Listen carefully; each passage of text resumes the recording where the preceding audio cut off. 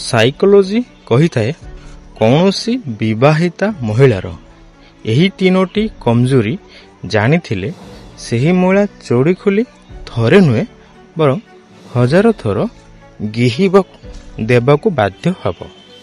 ଯଦି ଆପଣ କୌଣସି ସୁନ୍ଦରୀ ବିବାହିତା ମହିଳା ସହିତ ଶାରୀରିକ ସମ୍ପର୍କ ରଖିବାକୁ ଚାହୁଁଛନ୍ତି ତ ପ୍ରଥମେ ତାଙ୍କର ଭଲ ସାଙ୍ଗଟିଏ ହେବାକୁ ଚେଷ୍ଟା କରନ୍ତୁ। ଯଦି ଟଙ୍କା, ପ୍ରେମ, ସେକ୍ସ ଏହି ତିନୋଟି ମଧ୍ୟରୁ ଗୋଟିଏ ବି କମିଥାଏ ତାହେଲେ ଆପଣ ତାହା ପୂରଣ କରି ତାଙ୍କ ହୃଦୟକୁ ଜିତନ୍ତୁ। ଆପରେ ଆପଣଙ୍କ କାମ ହୋଇଯିବ।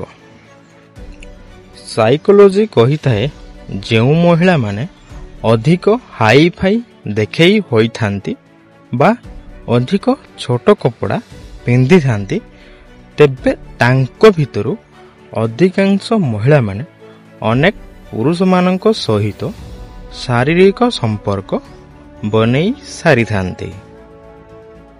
ସାଇକୋଲୋଜି କହିଥାଏ ଯଦି ଆପଣଙ୍କୁ ଆପଣଙ୍କ ସ୍ତ୍ରୀ ତୁମେ ବଦଳି ଯାଇଛ ବୋଲି କହୁଥାଏ ତେବେ 95% ଚାନ୍ସ ଥାଏ କି ଆପଣ ଗେହିବା କମ୍ କରି ଦେଇଛନ୍ତି। ଯାହା ସେ ଆପଣଙ୍କ ଠାରୁ ଚାହୁଁଥିଲେ, ବାକି ଆପଣଙ୍କ ଭିତରେ ଆଉ କିଛି ବଦଳି ନଥାଏ। ସାଇକୋଲୋଜି କହିଥାଏ ପୁରୁଷ ନିଜ ଜୀବନ କାଳ ଭିତରେ 1 ବର୍ଷ କେବଳ ମହିଳାମାନଙ୍କୁ ଦେଖିବାରେ ବିତେଇ ଦେଇଥାଏ। ସାଇକୋଲୋଜି କହିଥାଏ ଦୁନିଆରେ 25% ପୁରୁଷମାନଙ୍କର ଶୀଘ୍ର ପତନ ବହୁତ ଜଲ୍ଦି ହୋଇଯାଇଥାଏ। ଏହାର ମୁଖ୍ୟ କାରଣ ହେଉଛି ଚିନ୍ତା, ଯୌନ ଶୋଷଣ, ହସ୍ତମୈଥୁନ ଓ ନକାରାତ୍ମକ ଛବି। ସାଇକୋଲୋଜି କହିଥାଏ ଯେଉଁ ମହିଳାମାନଙ୍କର ଆଖି ବଡ଼ ହୋଇଥାଏ ଆମେ ମୁଖ୍ୟତଃ ତାଙ୍କରି ଆଡ଼କୁ ଅନ୍ୟ ମହିଳାମାନଙ୍କ ତୁଳନାରେ ଜଲ୍ଦି ଆକର୍ଷିତ ହୋଇଯାଇଥାଉ। ସାଇକୋଲୋଜି କହିଥାଏ ସାମୁଦ୍ରିକ ଶାସ୍ତ୍ର ଅନୁସାରେ ଶାରୀରିକ ସମ୍ପର୍କ ବନାଇବା ସମୟରେ ଯଦି କୌଣସି ମହିଳାର ସ୍ତନ ଓ ନାଭି ବା ପୁରା ଦେହ ମୁହଁକି ବାସୁଥାଏ ତେବେ ବୁଝିଯାଆନ୍ତୁ କି ସେ ସେକ୍ସର ଭୋକିଲା ହେବା ସହିତ ଦୌଲତର ମଧ୍ୟ ଭୋକିଲା ହୋଇଥାନ୍ତି।